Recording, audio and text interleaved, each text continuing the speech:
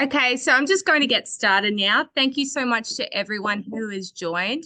My name's Anya. I'm the marketing coordinator at the Australian Animal Protection Society, and I'm here with Mandy, our amazing animal welfare manager, who has over 30 years experience in animal welfare, and Amber, our amazing dog manager.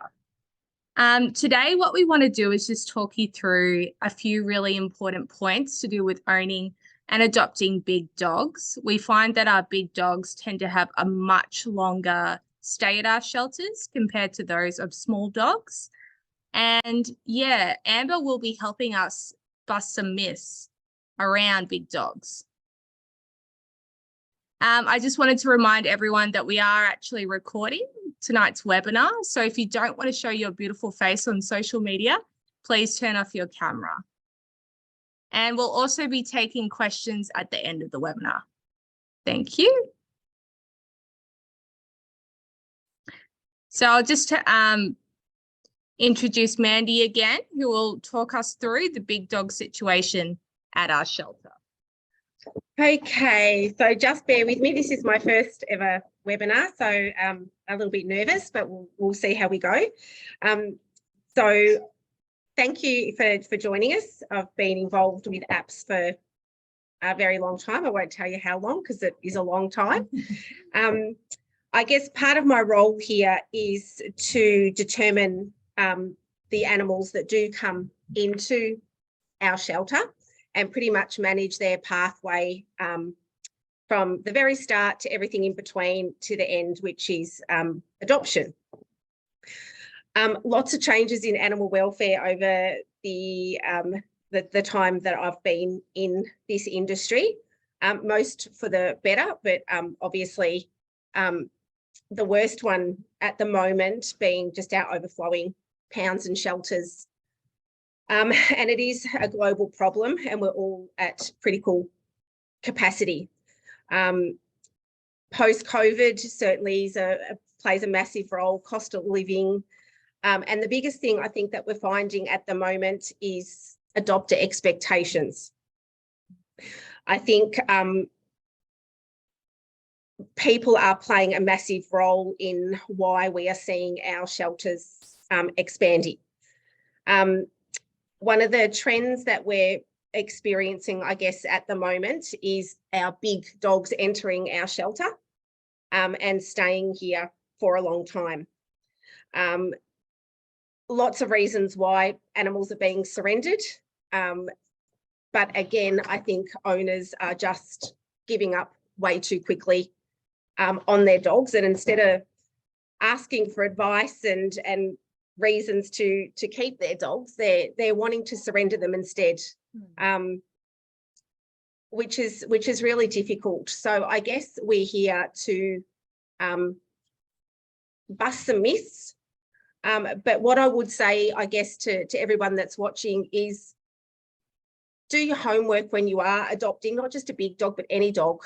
Talk about it with your family, figure out what breed is best for you. And I guess put everything that you've got into it. If you put the hard work in to start with, you're going to end up with a bloody good dog by the end of it. But nothing's ever easy. You've got to put time into absolutely everything. And I guess make your go-to phrase, what can we do to work with this animal? What can I do to make this the best life? Instead of, it's not working, I'd rather just palm it off to an animal shelter and they can deal with it. So yes, thanks for listening to my little spiel, and I'll talk to you guys in a little bit. Thanks so much, Mandy. Yes, this is all our first webinar, so we're all a bit nervous. Very passionate about animal welfare, so we wanted to do this despite our nervousness. I also wanted to introduce you to Sky. She's wearing her gorgeous little Adopt Me bandana. I don't know if you can see her. She's wearing a little tie. But yeah, she's one of the beautiful big dogs at our shelter who has just been here far too long. I've also included a photo of Balin, one of our greyhounds that we had at the shelter recently. poor Balin was here for 72 days and he didn't have much interest at all. And compare that with a small dog who sometimes gets adopted within half a day or 2 days. So yeah, that's why we're doing this Absolutely. webinar.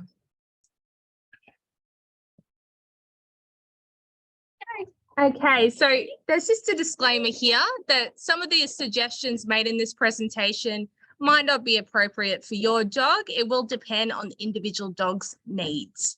I'll pass over to Amber, who will be busting the first myth, which is big dogs need large backyards.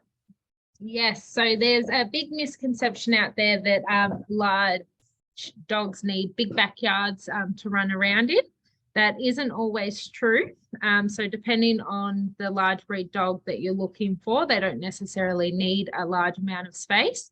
As Mandy touched on a little bit earlier, it does all come down to the breed and doing the research on what type of breed you want. For example, like a large breed, like a greyhound, they're quite happy to have 20 to half an hour exercise. So just a small area to potter around in, have their walk, and then they're quite happy to be in the house as a part of the family. Especially these days, a lot of homes are not actually being built with large backyards. You do see a lot of smaller yards. So we do touch on throughout the webinar other things that you can do with your animal if you don't necessarily have a large space to exercise them in. Thanks, Amber. I have 2 adopted greyhounds.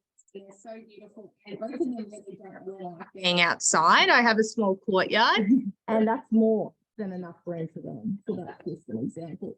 Okay, so we'll go to ideas for dogs in small spaces. Amber? Yeah, so this is if you do have a large breed animal in a small space. So these are just a few helpful hints on how to set up your dog quite successful and make them happy in their environment. So one of the main ones would be having a designated toilet area. So there are lots of companies out there these days that do make like toileting stations. For example, we've got Potty Plant on the screen at the moment. They're an organisation that makes a toileting station for apartments or small space living. Other alternatives, if you couldn't afford that, would be just a grass mat out on your balcony or something like that. Or another thing would be just making sure you're taking your dog, especially say if you do live in a high-rise apartment, taking your dog out for regular toilet breaks as well. Obviously, it helps with accidents in the household, helps with toilet cleaning, especially taking them out before bed. That's very important.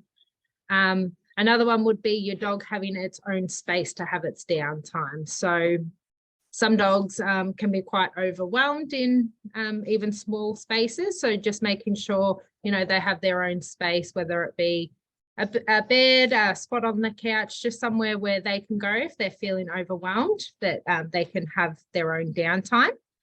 And another big theme that you'll see throughout this will be providing physical exercise and mental stimulation and enrichment for your dog. It's a very, very important tool for them to have a successful and happy life. Thanks, Amber. So this is our second myth we'll be busting. Big dogs need more exercise. I've strategically worked a few photos of my own dog, Red, on the couch. And you can see he's a big boy. And yeah, to be quite honest, he gets tired after about a 7-minute walk. So he's definitely not that energetic. Anyway, Amber, did you want to explain that? So this ties back into obviously our first myth as well about large spaces for dogs as well as exercise. So a lot of people tend to go for smaller breeds because they think, you know, less exercise, less requirements, basically, that they're a lot easier to manage. Where again, it's not always true that the larger the dog, the more exercise that they need. As we've mentioned, large breed dogs probably need about 20 to half an hour exercise, and then they're quite happy to relax. some other large breed dogs, say that were bred for working, like your Kelpies, your Border Collies and Heelers and things like that, because they were bred specifically to work for a long period of time. They do have a lot higher exercise and mental stimulation needs that do need to be met. So you still could have them in a small space, but you just would just what you would need to do in order to make them a happy dog and meet all their requirements. It's a lot more work than, say, a larger breed like a Greyhound or a Great Dane or a Mastiff.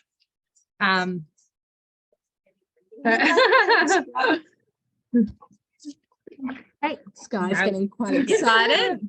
He wants to be part of it all. Okay, so this is pretty interesting. So, Amber, did you want to talk us through a few alternatives to taking your dog for a walk? Yeah, so this is just some other things that you can try other than a walk, because obviously walks do get a little bit boring, not only for yourself and your dog. So some other things that you can do to enrich their life and also help build a bond with your dog would be going for a run or a hike with them, play dates with other social dogs in the area, even a group walk with social dogs in your neighbourhood as well, doggy daycare, training sessions, whether that be formal training sessions with a trainer or you doing some training at home with your dog, swimming, and then nose work. So we'll talk about nose work a little bit further on, but basically just allowing your dog to sniff different smells. Using their nose as much as they can helps self-soothe them and keep them quite calm. A dog also collects a lot of information through its nose as well. So stopping and allowing your dog to actually sniff things is very beneficial for them. So with those as well, a lot of people think that socialization for your dog would be direct contact too. So these would also, if there are other dogs or humans around, these would still also be considered as socialization for your pet. A lot of people think you need to be having direct, say, play dates or interactions with other dogs for it to be classed as socialization for your dog. But this still gets them used to a range of different things. Okay, thanks, Amber. So this is our third myth we'll be busting. Big dogs require more training than small dogs, and I've got this gorgeous little video to show you how amazing big dogs can be at training. So this is Bojack. He was as you can tell, a large breed dog. He was a long-term resident with us. He was with us in the shelter for about 100 days. As you can see, very easy to train as well. We unfortunately didn't have any success adopting him through our shelter. So one of our lovely rescue groups have taken him on board and have continued the training with him. Actually, the same today. Which is so great. Yes, it's fantastic. So training a large breed dog is basically like training any other dog. Just if they're big or small doesn't make it easier or harder. It essentially comes down to the individual dog and the dog's drive and motivation of the dog. So say, for instance, Bojack in the video, he is a dog that's very motivated by food, so that makes training a lot easier. It can sometimes be a little bit more difficult. Again, it doesn't matter the dog, but if you don't know what they're motivated by, it can be a bit hard to try and train them. Another one is that a lot of people think that the older the dog as well, that they can't learn new tricks or you can't train an old dog. That's not true. Dogs are very smart and routine based as well. So as long as you're quite consistent and repetitive with the training, the dogs will be able to pick up the training.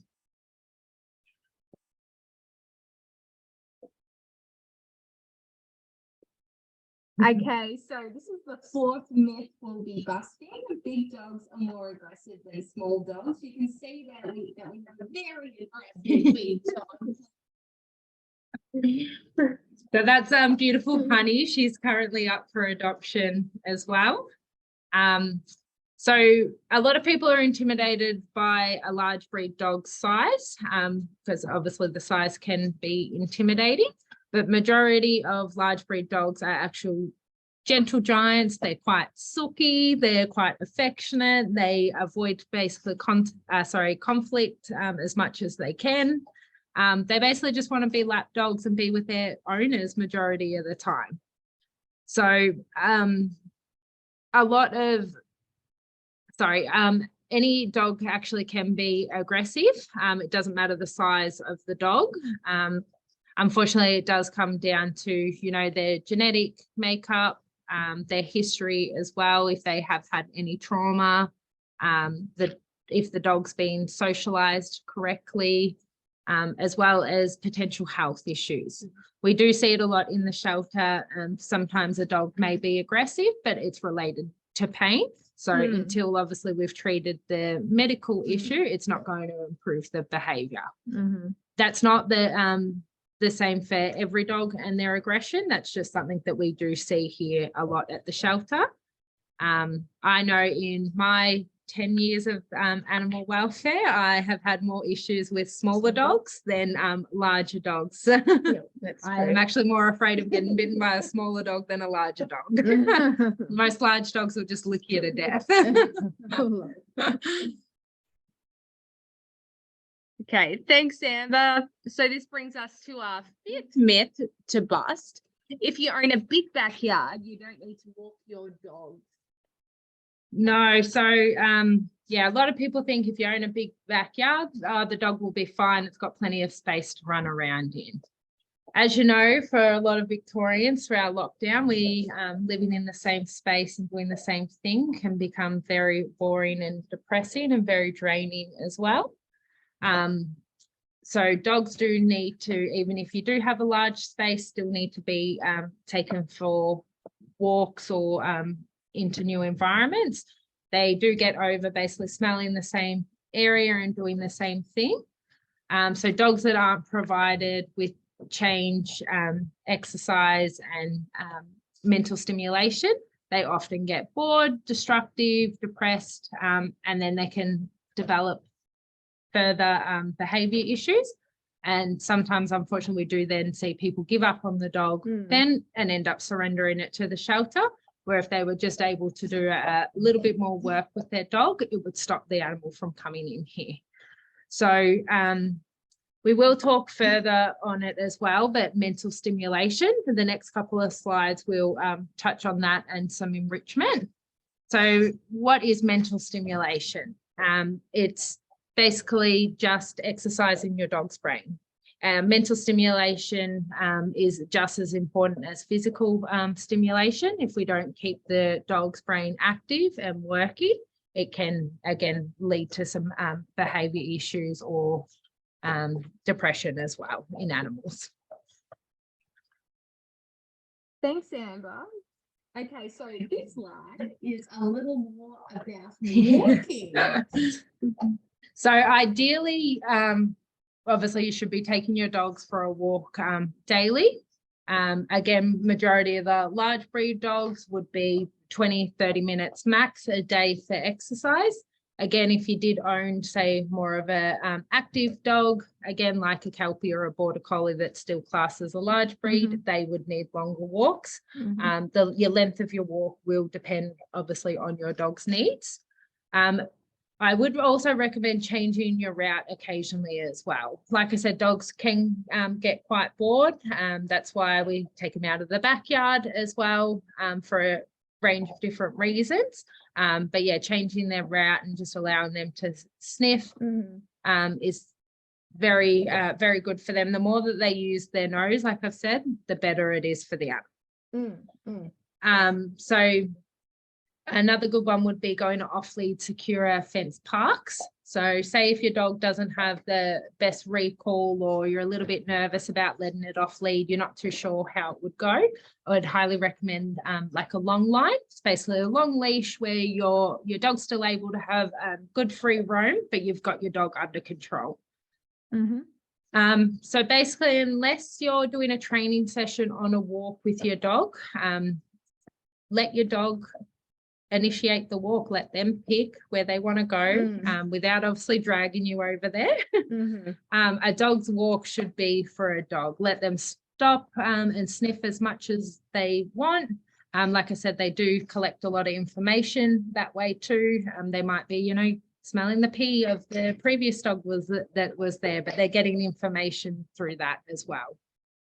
Even on a walk, turning that into say a walk and a training session can be very beneficial as well. And all these extra little things can help strengthen the bond between you and your animal. Thanks, Amber. The dog park, and I see people walking really quickly, looking at their phones, and the dog's just almost being dragged along. And I feel bad because the dog stop and sniff. And I like what you said, the walk should be for the dog. Yes. Yeah. A lot of people look at walking a dog like a chore, where you can look at it as a fun activity for you and your pet to do together by including extra things like this and changing it up. Okay, so I find this really interesting. So enrichment. So we're going to start with social enrichment, and I'll just play this little video. Being social. So this is the white and brindle one is Ace, a beautiful large breed dog that just recently got adopted this week, wasn't it? Yes, yeah. And then Scooby's a beautiful large breed dog that we house for a rescue group. So social enrichment is also part of mental stimulation. So basically, majority of these enrichment tools feeds into mental stimulation for them. So the first one up is social enrichment. So this would be obviously giving a chance for your dog to socialize with other people, other pets, and new environments as well.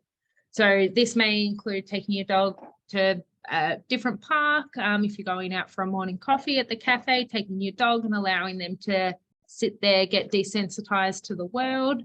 Shopping centres are great for that as well. Dog parks and doggy daycare. Again, even, you know, a social group walk with your neighbourhood dogs as well. Our next one is obviously fantastic too in the name, it says it all, fantastic for their mental stimulation. It's cognitive enrichment. So this is basically just getting your dog to use its brain as much as possible. So this would be, you can do this by treat puzzles, which is basically a puzzle that you would hide treats in and the dog's able to search for them. Kong wobble as well. We just grab a couple of things. We've got a few to reference. So this would be a Kong wobble. So basically, she didn't like that I took her enrichment. So you can fill it up with treats, put it the bottom on, then the dogs get to knock it around and it dispenses treats. These are really good for, say, if you're going out of the house for a period of time, you'll be able to give that to your animal to keep them entertained. You've got other ones through Kong as well, like this would be considered like a treat puzzle. You hide some treats in it and close it up, give it to the dog, and then they search for it. You could even do frozen treats as well. The more they look at it as well. You can do hide and seek with treats around the house in the backyard. There's something called a scatter feed, where basically you can take a handful of treats, throw them in the backyard and allow a dog to be a dog and just naturally hunt and scavenge for them. People. Sky really wants to be a part of it and wants to be on camera.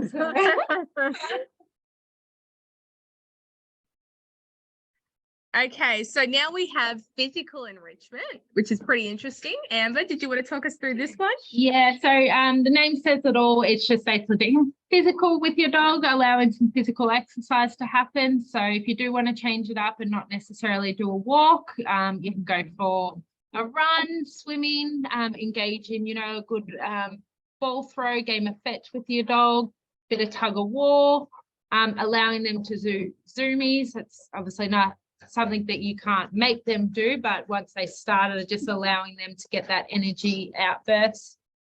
Up, down, Sky.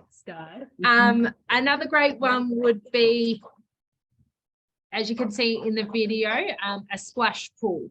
So Dusty here, that was his first time seeing water. So we filled it up with water and allowed him to play and splash around in it. Another good one would be creating like a digging area, especially if you do have a dog that does dig, creating a specific area. So it could be getting a shell pool, filling it up with dirt or sand, allowing them to dig in it. You can also use that as part of food enrichment because then you can hide treats in it too. Okay, beautiful. Thanks, Anna.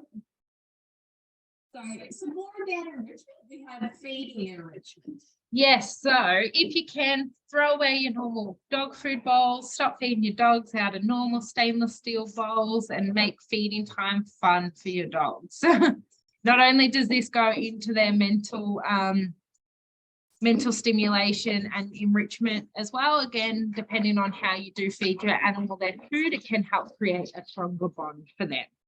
So you can look at feeding your dogs out of slow feeders, which is basically just kind of like a regular bowl, but it's designed to slow the dog down. So it might have a few objects in the way as well.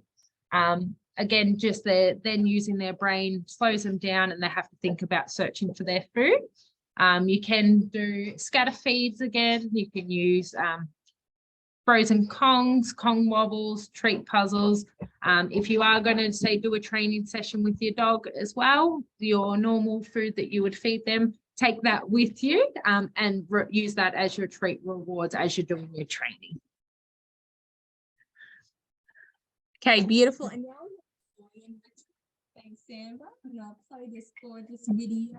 So this is Sky, who's currently with us. This is her in her pen. She is highly motivated by a toy. She is extremely playful. Toys don't have to be expensive. You do obviously have your standard pet toys that you can buy from the shop, but a lot of dogs do also like normal household items. So it can be toilet rolls, Yeah, I love that toilet roll. Yeah, it's good because it's even if they do ingest it as well, there's no harm and that it can break down. Obviously, just make sure there's no glue or leftover toilet paper on the roll. Cardboard boxes as well. Even put in a few treats in there, allowing them to hunt through it, then destroying the box. Finished peanut butter containers and yogurt containers. So you finish your morning yogurt, maybe you would give the container to the dogs, allow them to lick off the excess as well, and then it becomes a bit of a toy for them. Even just water bottles, again, you can either fill with treats or just give them for them to play with. I know my dogs would prefer just a water bottle over an expensive toy. Thank you. You do need to be mindful with household objects though, just making sure that they are safe for your pet. So if your dog is a dog that does destroy or ingest the things that they have destroyed, maybe some of these items wouldn't be the best for your dog. Okay, thanks, Amber.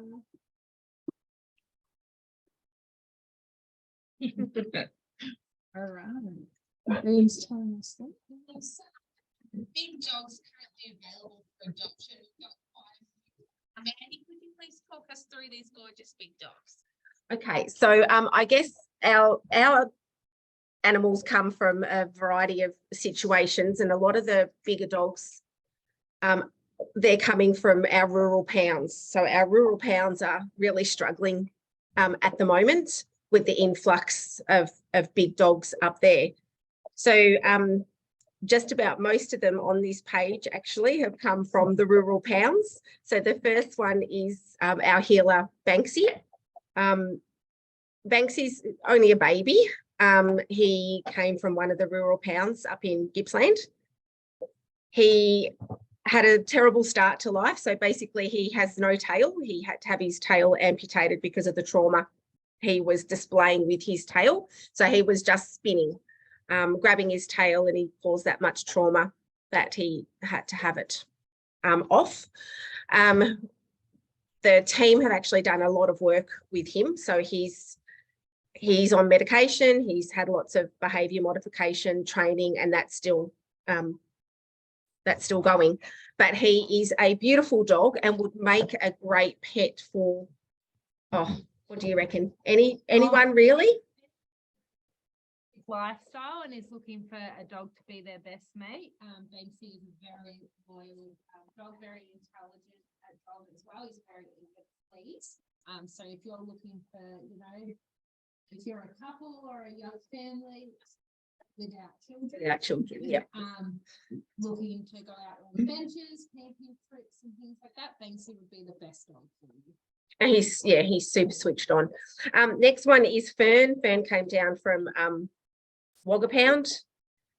She was in terrible condition, had stones in her tummy because she was not being fed, had to undergo surgery up there, and then came down here and has been an amazing dog. She's in foster care and he's looking for a home.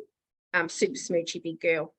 The next one is Caruso, and him and his brother, which is the next couple along. You'll see they look very similar. Again, from up near Wagga. I've got lots going on in the background here. Two brothers that came in 10 months old, very active, but super smart, super smoochy, great with other dogs. Just an amazing addition, I think, to any household. Ace has already been rehomed, the white and brindle one that you'll see there. He went off yesterday. Then we have Sky, which is the lady making all the noise in the background. She's a lab mix, only very young, 1.5. Super smart with her training. Is going to make a great pet for somebody, I think, even though she's the busiest little bee at the moment. Lots of energy, but she's super lovely. And then we have Chase at the very end, who is lovely. He's super handsome, super smoochy. Still got a lot to learn, hasn't he?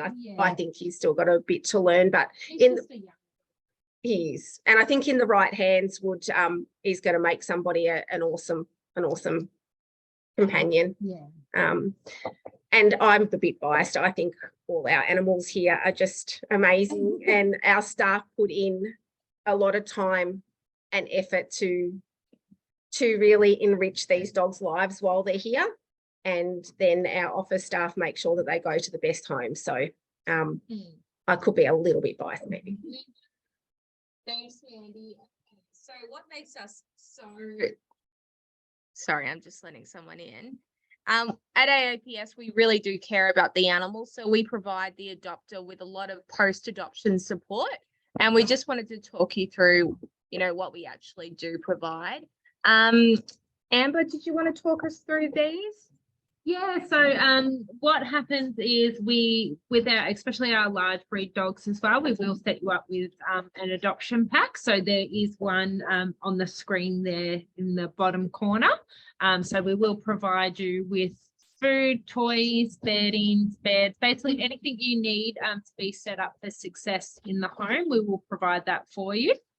We also, our beautiful customer service team that Mandy manages as well, will provide you ongoing phone support. So at any time, if you're having any issues with the pet, you can always give the team a call and they'll be happy to assist you from there.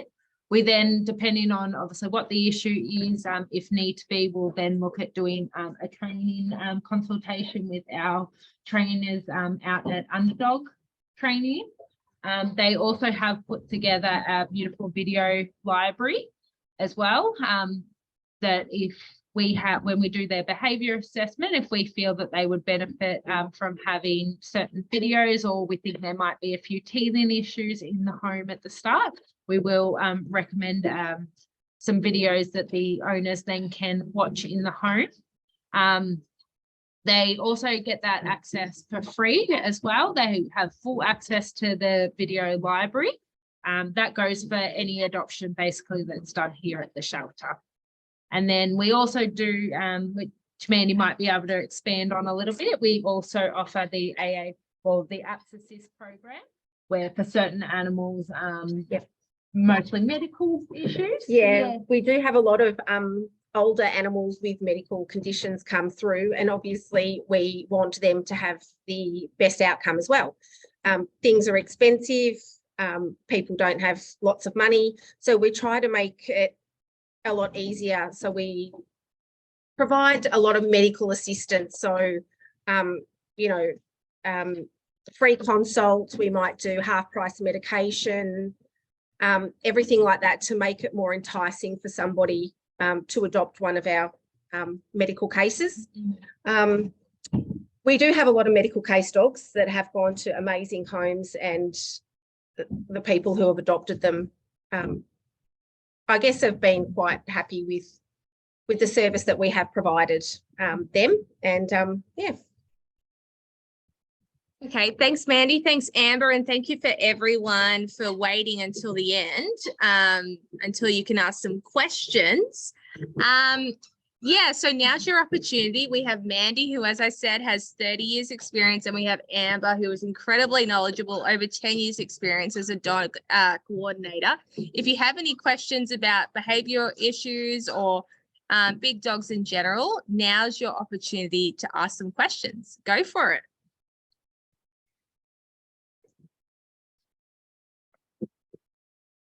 Steve, you look like you have a question. Go for it. Hi.